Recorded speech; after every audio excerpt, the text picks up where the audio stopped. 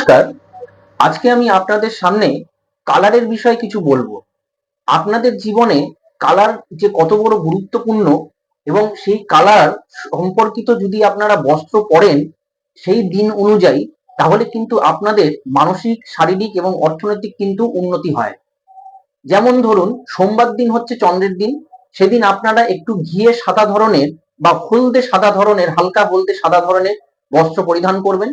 মঙ্গলবার দিন হচ্ছে মঙ্গলের দিন। এই মঙ্গলকে পজিটিভ রাখার জন্য আপনারা লাল ধরনের বস্ত্র পরুন। এতে আপনাদের সাহসিকতা বাড়বে, পরাক্রম বাড়বে, অর্থনৈতিক যোগাযোগ বৃদ্ধি পাবে।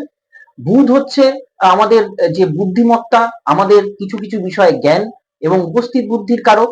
আপনারা এই দিনকে সবুজ ধরনের বা সবুজ রকমের বস্ত্র পরবেন। এতে আপনাদের যে বুদ্ধির বিকাশ ঘটবে। বৃহস্পতিবার দিন হচ্ছে বৃহস্পতির দিন, এবং সেই দিনকে আপনারা হলদে আপনারা বস্ত্র পরিধান করবেন। এতে আপনাদের অর্থ জমানোর যে টেন্ডেন্সি, সেই টেন্ডেন্সি তৈরি হবে। শুক্রবার দিন হচ্ছে পুরো পিওরলি সাদা, একদম পুরো হোয়াইট পরবেন। সেই দিনকে, শুক্রবার দিনকে আপনারা যদি হোয়াইট পরিধান করেন তাহলে অর্থের যে ফ্লো, সেই ফ্লো বৃদ্ধি পাবে। শনিবার দিন হচ্ছে শনির দিন। সেদিনকে আপনারা নীল বস্ত্র পরিধান করুন। এতে আপনাদের ধৈর্য সহ্য বৃদ্ধি পাবে। রোববার দিন আপনাদের মান সম্মান বৃদ্ধির জন্য আপনারা কমলা ধরনের বা হালকা কমলা হলুদ মিশ্রিত আপনারা একটি বস্ত্র পরিধান করবেন, যার ফলে আপনাদের যে মান সম্মান, প্রতিপত্তির স্থায়িত্ব বৃদ্ধি পাবে।